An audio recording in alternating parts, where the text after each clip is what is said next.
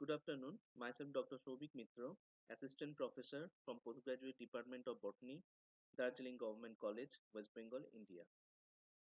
My today's presentation is for 25th session of AARI Bioscience Worldwide Webinar Series organized by Anakili Amar Research Institute. The topic of my today's talk is phytoxylipins, ecophysiological significance and analysis methods. So I'm starting from the basics. What are oxylipins? Oxylipins basically constitute a diverse and complex group of metabolites. These metabolites are derived from polyunsaturated fatty acids by oxidation. This oxidation can be enzymatic or non-enzymatic. Oxylipins are generally generated in much higher amount due to different biotic and abiotic stress responses. These compounds may be present in free forms. Oxylipins in free forms are basically predominant. These compounds include different kinds of modified fatty acids or derived fatty acids. So these modified fatty acids are basically hydroxy, hydroperoxy, oxo, epoxy fatty acids. There can be diphenyl ethers and there can be jasmonic acids and other derivatives. These compounds also include low molecular weight volatile metabolites. These volatile metabolites are generated from the modified fatty acids by cleavage or breakdown of these fatty acids.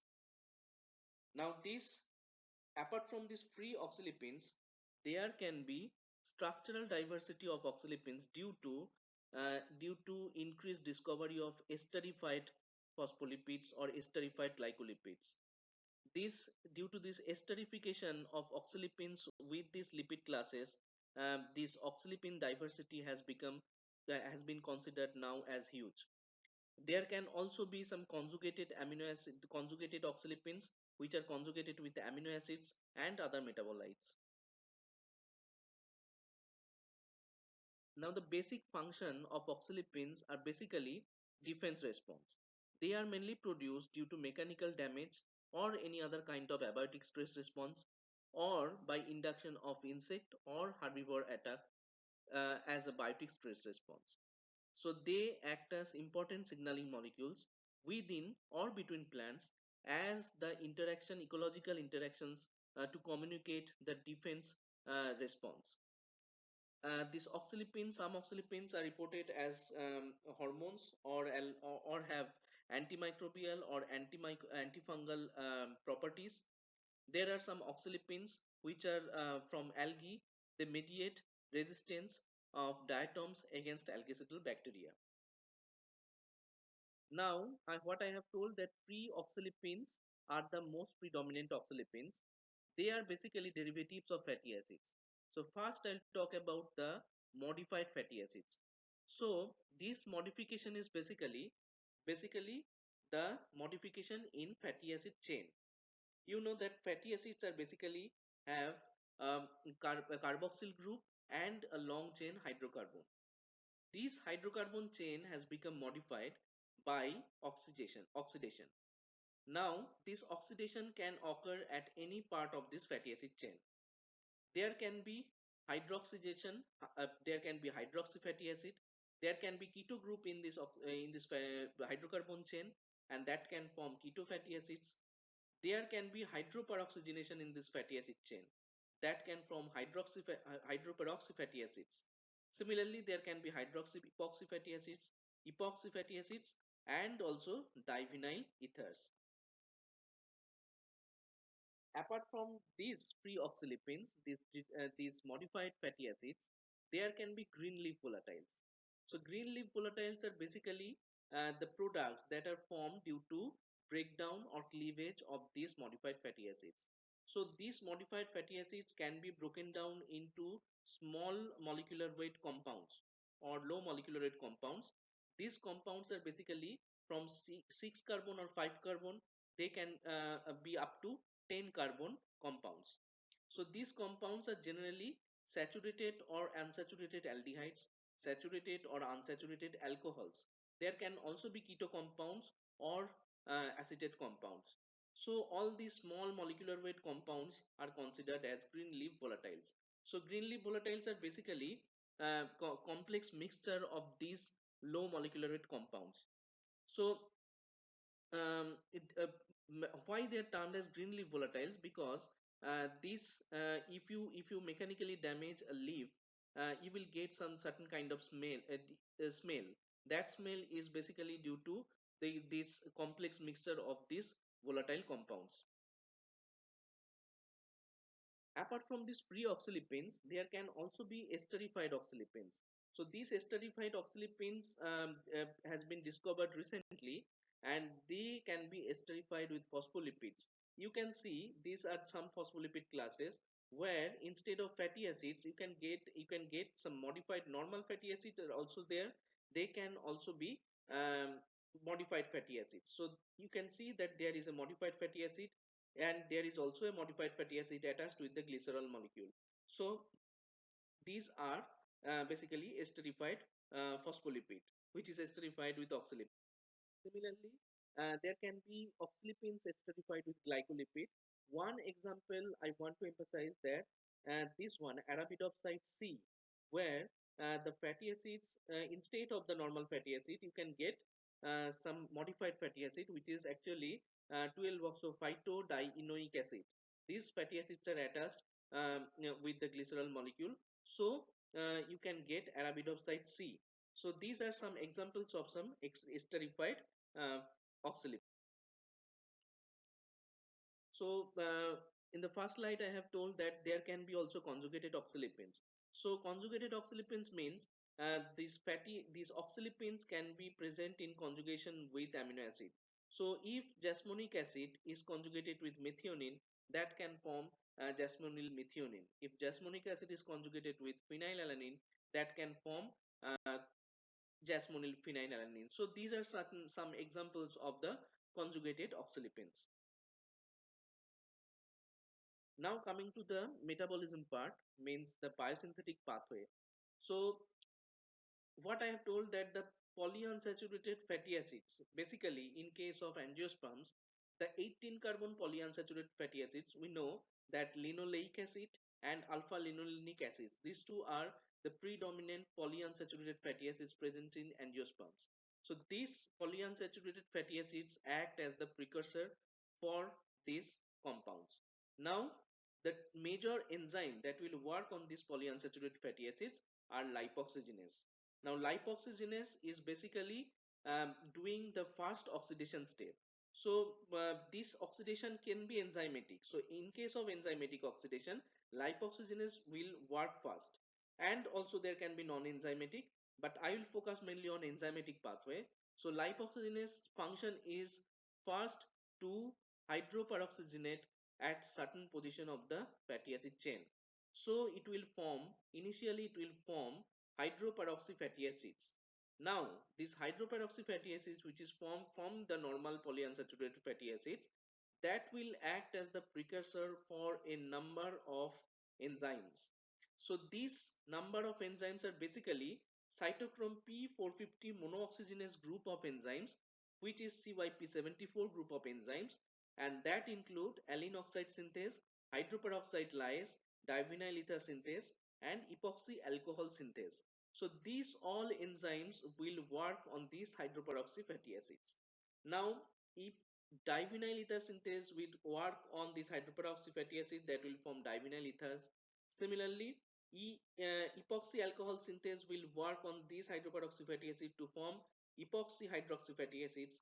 Similarly, if allyl oxide synthase will work on these fatty acids, that will form ultimately 12-oxo-phytodienoic acid, and ultimately from this 12-oxo-phytodienoic acid, jasmonic acid and other derivatives will be formed. So this is the overall pathway. So pathway is not that much of difficult, but the basic thing is that first polyunsaturated fatty acid is hydroperoxygenated with help of lipoxygenase. So lipoxygenase is the major enzyme here. Now these hydroperoxy fatty acids will act as the precursor for the other metabolites. Now, as I have told that lipoxygenase is the major enzyme, so genes which encode the lipoxygenase enzymes that are basically members of multigene families. So in different plants you can get different isoforms of lipoxygenase. So in case of Arabidopsis, you can get 6 lipoxygenase isoforms. In case of potato, you can get 14 lipoxygenase isoform. So these all these lipoxygenase isoform will form different kinds of metabolites, and that can ultimately form a diverse group of products. Now, one example I have given the activity of lipoxygenase isoforms. So here you can see 18,2 means this is 18 carbon fatty acid with 2 unsaturation, which is basically linoleic acid. So on this linoleic acid, there will be activity of 9 lipoxygenase and 13 lipoxygenase. Why it is 9 and why it is 13? Because 9 lipoxygenase will hydroperoxygenate at the ninth position of the fatty acid. 9 lipoxygenase will hydroperoxygenate at the ninth position of the fatty acid. Similarly, 13 LOX or 13 lipoxygenase will hydroperoxygenate at the 13th position of this fatty acid. So it will ultimately form 9 hydroperoxy fatty acid and 13 hydroperoxy fatty acids. Now these two hydroperoxy fatty acids can act as the precursor for the other enzyme, so that other molecules, other metabolites will be formed. So here also from 13 hydroperoxy fatty acids, different other metabolites will be formed. So you can understand that from a single fatty acid, with help of different lipoxygenase isoforms, there can be possibility of formation of a huge array of metabolites. Similarly, for this 18,3 or alpha linolenic acid, there is also a possibility of formation of huge array of metabolites. Now, apart from this lipoxygenase, there is also another enzyme that is not that much of predominant like that of lipoxygenase, but also catalyzes this oxidation process. So, this oxidation process is catalyzed by alpha dioxygenase, whose activity is to hydroperoxygenate at the second position of the fatty acid chain or alpha carbon of the fatty acid chain. That will form initially two hydroperoxy derivatives of the polyunsaturated fatty acids, and that can ultimately form other byproducts from that, like that of the previous path. As I was working with mosses, so I have a special attention on the fatty acids of mosses. In case of mosses, the predominant fatty acids apart from 18 carbon fatty acids are 20 carbon or longer chain polyunsaturated fatty acid. One example is given here, arachidonic acid. So arachidonic acid act as the precursor for the oxylipins, and here one isoform apart from these 13 and 9 logs that I have already discussed for in case of angiosperms, here 12 logs also works. So 12 logs means it will hydroperoxygenate at the 12th position of the fatty acid, and on these modified fatty acids there will be activity of HPL or hydroperoxide lyase. What is its function? It will cleave this fatty acid chain at the position where hydroperoxygenation has occurred. So it will cleave at the position where hydroperoxygenation has occurred. That will ultimately form 9 carbon and 11 carbon compounds. So depending on at what position hydroperoxygenation occur, the byproducts can be different. So the ultimate products can be different. So you can expect a number of oxylipin metabolites from a single fatty acid. Similarly, in case of algae, there can be different kinds of precursors. So 18 carbon fatty acids such as linoleic acid, alpha linolenic acid, stearidonic acid, they can act as the precursor for this oxylipin pathway. Similarly, 20 carbon fatty acid like icosapentaenoic acid and arachidonic acid can act as the precursor. Similarly, 22 carbon fatty acids or docosahexaenoic acid can act as the precursor. So you can expect a large number of metabolites or oxylipins in algae also. So this report is from some microalgal members. So free oxylipins are basically present in the soluble compartments such as cytosol, stroma of plastids, peroxisomal matrix. But now one example that I have already shown you, that arabidopside, that is one esterified oxylipin which is esterified with glycolipid. So this compound you can see that this glycerol molecule is attached with the fatty acid, but here the fatty acid is modified.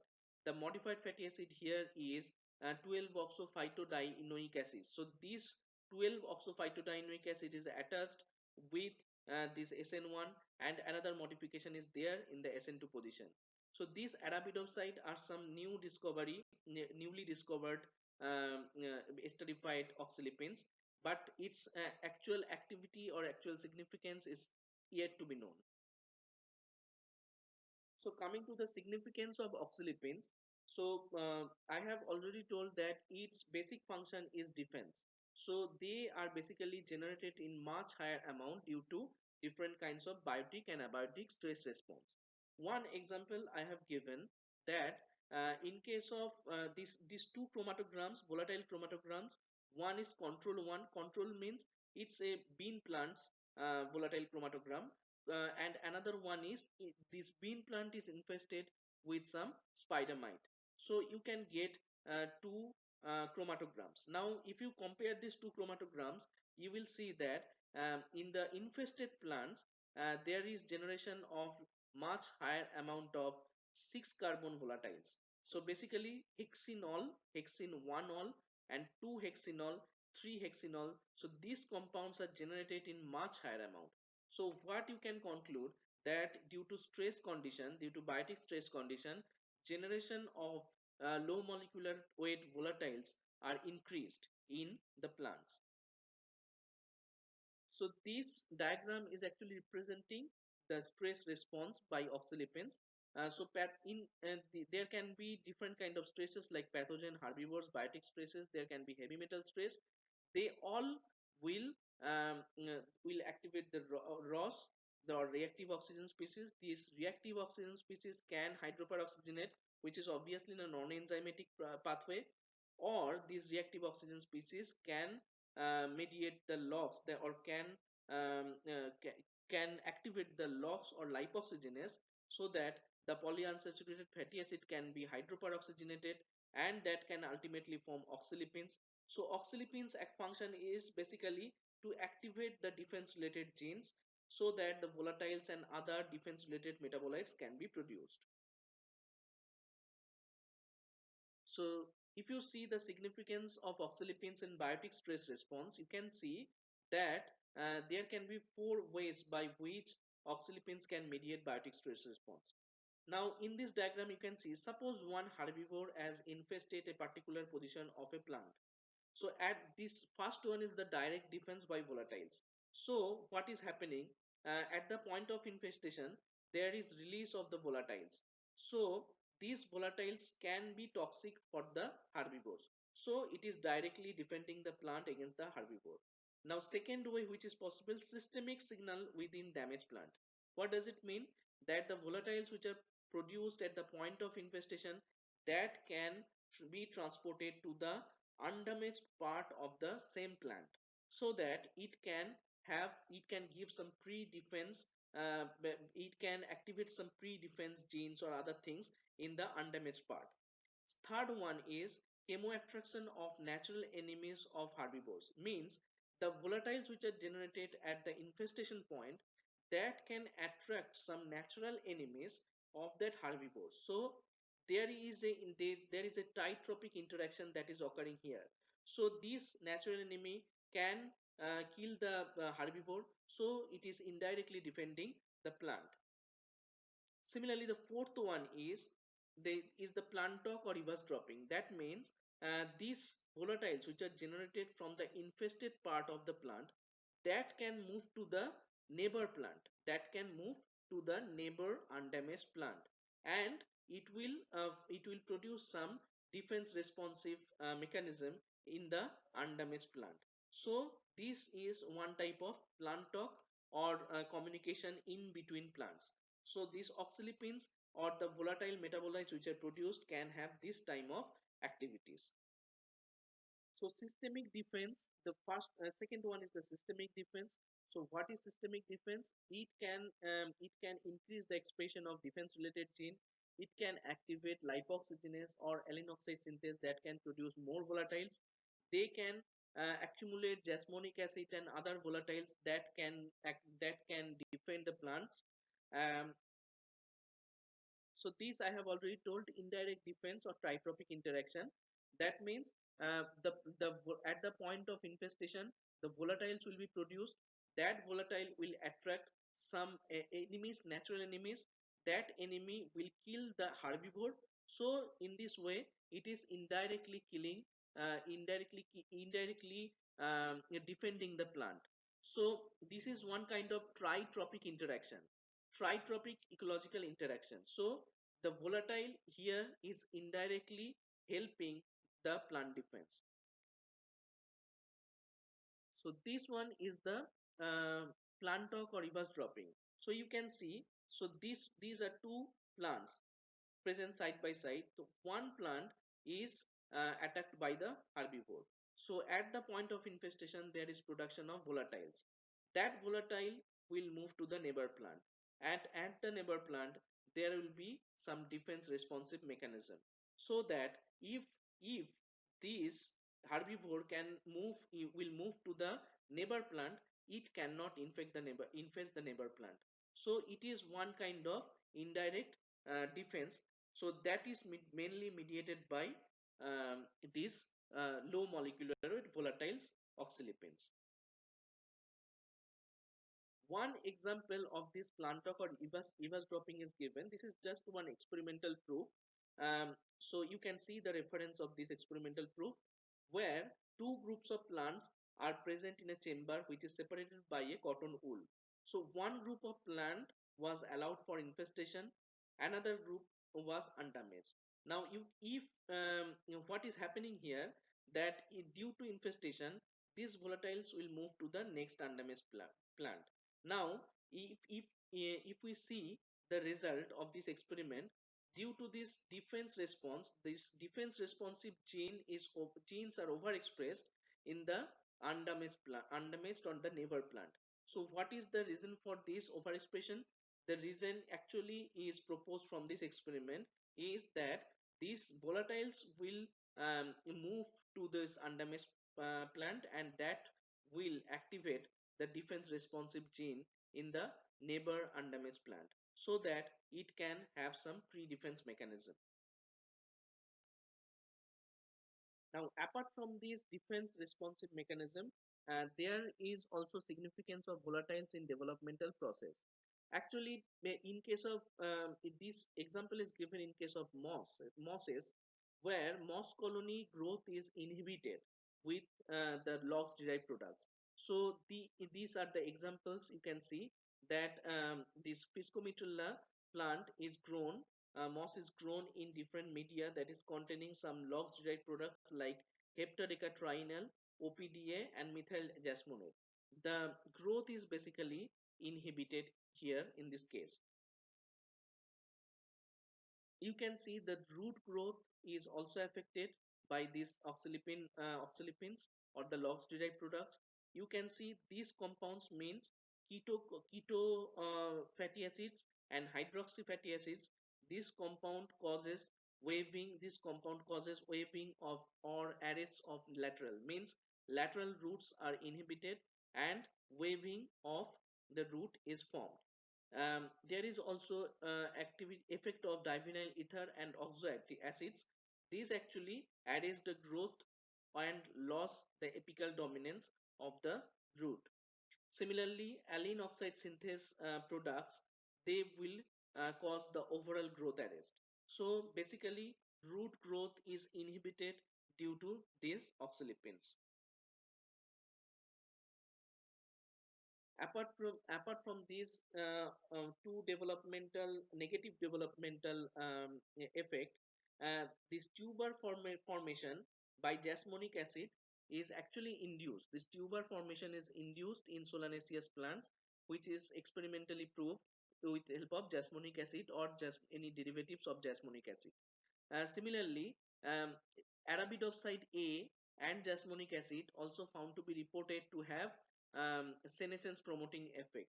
And also, logs-derived metabolites such as OPDA was observed to mediate tendril coiling, and they have a significant role in nicotine acid. So if we summarize the major functions of oxylipins, we can see that the major function is basically defense and development. Development is actually negative effect on development, and but there is a positive effect on defense. So defense and development are two major functions of these oxylipins, both in higher plants as well as in cryptograms. Now coming to the final part of this talk, that is methods for oxylipin analysis. So as we have seen that oxylipins are a group of metabolites. There is a diverse and complex groups. So to analyze these all metabolites, we have to use separation technology. So we know that separation technology is basically the chromatographic methods. Now, this there are some conventional chromatographic methods that have also been used, but the most efficient method is considered as GCMS, or gas chromatography mass spectrometry. I will basically focus on the GCMS process. So you can see that there is chiral chromatography, or this separation method is used. Why? In case of hydroxy fatty acids or epoxy fatty acids. Why? Because chiral chromatography is basically helpful to to separate the isoforms of a compound, so the molecules which are generated, the same molecules which are generated um, uh, due to different LOX isoforms. So you can get 9 hydroperoxy and 13 hydroperoxy fatty acids. So if you want to separate these two compounds, you have to use chiral chromatography. But now capillary electrophoresis is also used for these fatty acids. HPLC is also used for these fatty acids. But if you want to know the all classes, you have to use GCMS. So gas chromatography, mass spectrometry, will see this is the major process, as well as LCMS also. These will this is used as the major chromatographic process to analyze the oxylipins. Now all these other fours what are given here, they are basically target oriented, means you cannot get a complete list of oxylipins, but if you want to analyze a particular oxylipin, then you can use these traditional chromatographic methods, but not for all classes. Now the major challenges that we face to analyze oxylipins is that the presence of oxylipins in low concentration. Most of the oxylipins are present in low concentration. So it is very important to analyze to consider this point, that oxylipins are basically present in low concentrations, and there is enormous heterogeneity. So you can get a diverse group of metabolites, and there is emergence of many structurally similar oxylipins. So you have to get a proper process to analyze these structurally similar oxylipins. Also, some oxylipins have very limited stability, and there are low sensitivity of traditional methods. So these all are the challenges that we have to face if we use traditional chromatographic techniques.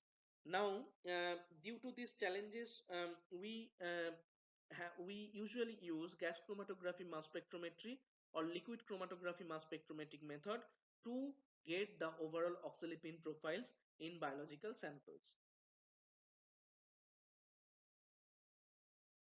Now, I have shortened my part of this oxylipin analysis to GC and LC only, because these two are the major techniques that are used. GCMS is actually most suitable for the volatile oxylipin profiling. So the short molecular weight compounds, if we want to analyze that, we can use GCMS. But there are some metabolites which are not that much of volatile, and that must be made more volatile by derivatization. For that compounds, HPLC method can be used. So we have to understand which type of compound we want to analyze. So GCMS will actually give the oxylipin profile, but we have to also use HPLC based method for certain type of compounds. So for which type of compound we will use HPLC? For the compounds, because some compounds are unstable in higher temperature. If you know The principle of gas chromatography requires high temperature during injection. So during sample injection there is a requirement of high temperature, so many compounds become unstable at this higher temperature. So for that purpose HPLC is used for that compound. And also there are some oxalipins which are having high polarity. So high polarity, for the analysis of high polarity oxalipins, GC or gas chromatography based method is not that much of suitable. So these two methods we have to use simultaneously. And apart from this, recently some other chromatographic techniques have emerged for the analysis of oxalipins, which are UPLC or ultra performance liquid chromatography time of flight. And there is also electrospray ionization or MS or ESIMS, that is also used to analyze the esterified lipids or esterified oxalipins, which are esterified with complex lipids. If we want to determine the structure of this esterified lipid, we have to combine this ESIMS data with nuclear magnetic resonance data. So these two data will in combination will be will determine the structure of the esterified oxalipin. So basically for the free oxalipins we can use GCMS, and also for some free oxalipins we can use HPLC, and we can also use UPLC and ESIMS obviously for the esterified oxalipins. So this is one table that is summarizing what we can do. Means total oxalipin profile or oxalipin signature, we have to use HPLC and GCMLs.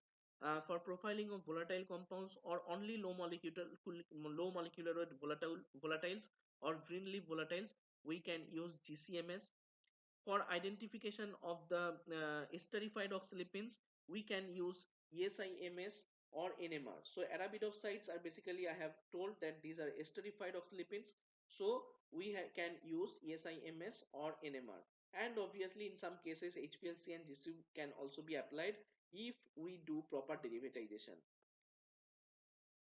Now, for this analysis, first part is how to handle the sample and how to store the sample. For that, one thing is very important, that we have to handle the sample at inert atmosphere. So, inert atmosphere is very important. So, because if we because these compounds are very much prone to the non-enzymatic oxidation. If we want to avoid non-enzymatic oxidation, we have to handle the sample at the inert atmosphere by working under stream of nitrogen gas or argon gas. Similarly, samples should be kept at low temperature. High temperature must be avoided. And also we can store the samples by adding some antioxidants. So these all things are necessary for to avoid the non-enzymatic oxidations. And for esterified oxalipins, they should never be allowed to thaw. That is very important because it will prevent the lipase activity, so which may lead to the non-specific deesterification. So we have to consider these points for sample handling. Now the extraction part is basically you can do liquid extraction by phase separation method, like similar way by which you can extract the lipids. But now it is considered that solid phase extraction is the most suitable process for extraction of oxalipins. So liquid extraction is basically the two major phase separation techniques, that chloroform methanol based technique, that is very well known technique by Bly and Dyer, and one is hexane propanol based technique, that are basically used, but it is recommended to use solid phase extraction. One is solid phase micro extraction or SPME, another one which is slightly new, that is second generation sample enrichment probe. So I'll basically focus on this part, because in this part you can see that this is the probe, this is the main probe. So this probe is having one part, that is this one is a stainless steel stock with a PDMS or polydimethyl siloxane rubber tubing at the end. So Take the sample, if we take the sample inside a screw capped airtight vial, and we insert this stainless steel probe inside the headspace. So you have to remember that this PDMS rubber should not touch with the sample, so it should be kept at the headspace position. So what will happen, the volatiles which are generated from this sample, that volatiles will get absorbed with the PDMS rubber tubing. Now this PDMS rubber tubing you can separate from, you can take this out and you can insert in proper chromatographic instrument. So you can insert this rubber tubing, whatever volatile is there attached, you can analyze with GCMS. So this is one type of extraction process. So this extraction process using solid phase extraction is totally without use of any kind of liquid. So this is the more highly recommended process for oxylipin analysis, and obviously for volatile analysis this is the most useful process. Now, in case of liquid-liquid process, the derivatization is required, or in case of also solid phase extraction, derivatization is sometimes required. Why derivatization is required? Because polar oxylipins um, need to be made more volatile if we want to analyze them by GC. If we use HPLC, that is not any factor. But if we want to analyze these compounds by GC, so polar oxylipins need to be made more volatile so that we can separate them by GC. Now, derivatization is also required to stabilize some compounds at higher temperature. Because GC requires higher temperature, we need to stabilize some compounds. So this stabilization can be done by derivatization.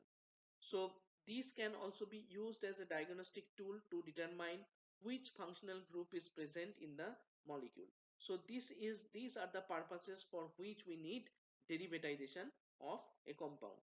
Now derivatization methods are basically, one is methyl esterification of carboxyl groups. This is most common derivatization method, where carboxyl group is modified by addition of methanol and acetic acid solution. Similarly, silylation of hydroxyl group is another type of derivatization process, where BSTFA, one reagent, is used to modify the hydroxyl groups. Another derivatization process is there, that is specifically for hydroperoxy fatty acids, where more stable hydroxides are formed by adding trimethyl phosphine or SnCl2.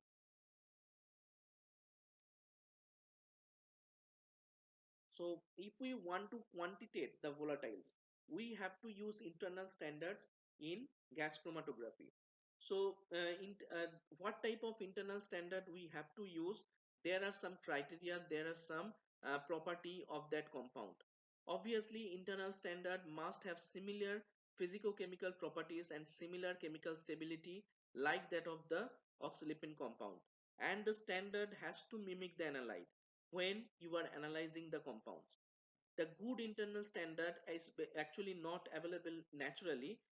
We can use 13, we can use isotopomers or C13 level standards. So these kind of compounds we have can use as standards. As we are focusing on GC, so just briefly let me explain the principle of this gas chromatography.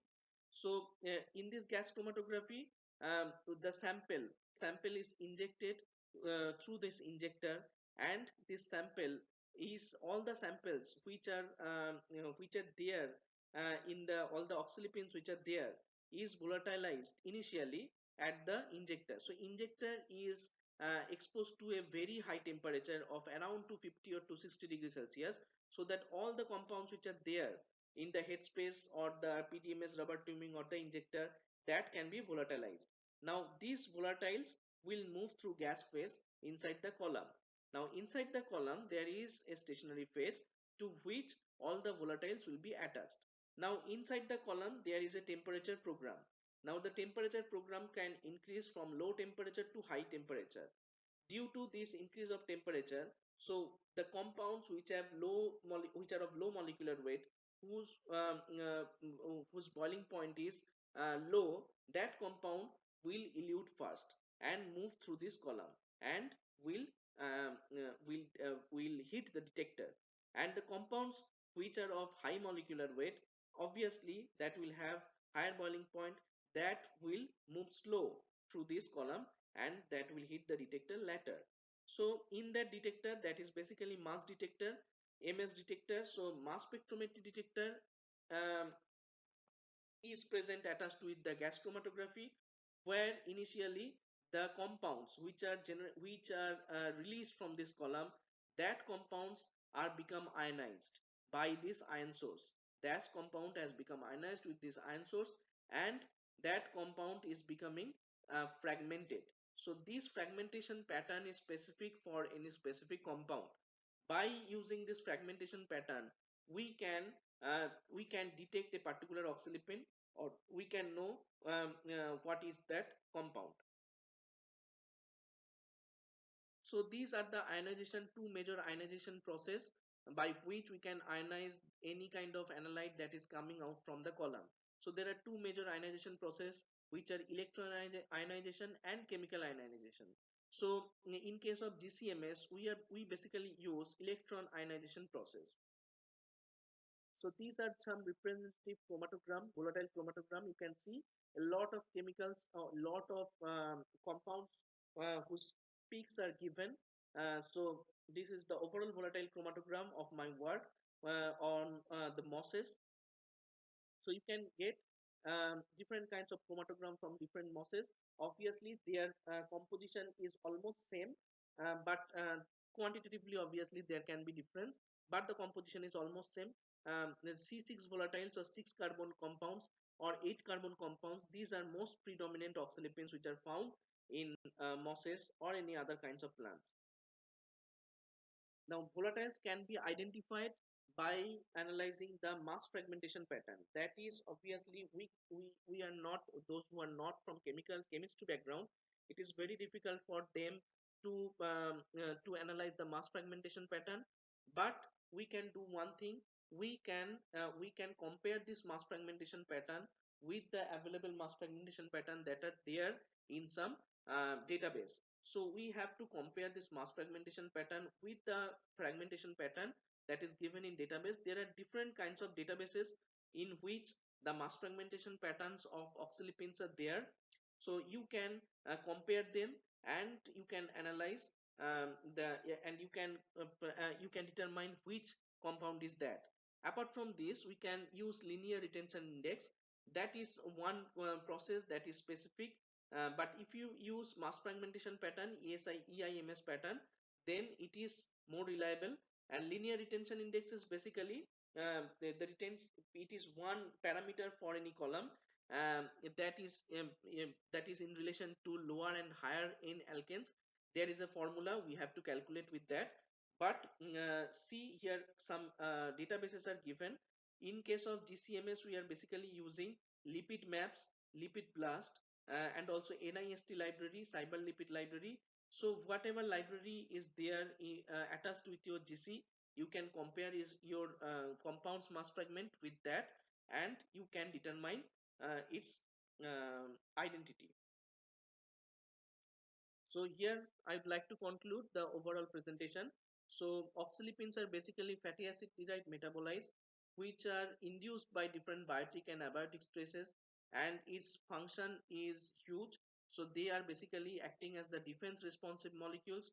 They act as the signaling molecules for interplant and intraplant communication to activate pre-defense mechanism.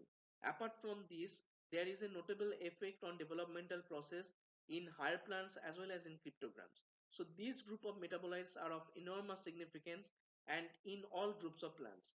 With emergence of different analytical methods such as GCMS, LCMS, or other common new methods, it has now become possible to identify and quantitate this diverse group of metabolites, even if they are present in esterified forms. So there are some future prospects. You can work on this field. And the significance of different esterified phytoxylipins is yet to be understood. So there is works are going on in this field. And with the current knowledge of different isoforms of oxylipins, you can understand that there is a diversity of these metabolites, which is huge. Many important plants are yet to be studied for their oxylipin composition. So if they are studied, you may get different other combination of oxylipins. So this is one area where we need to do our research.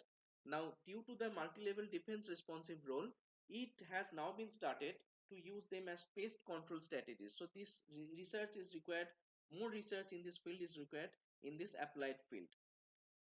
So here I'm ending. Thank you very much.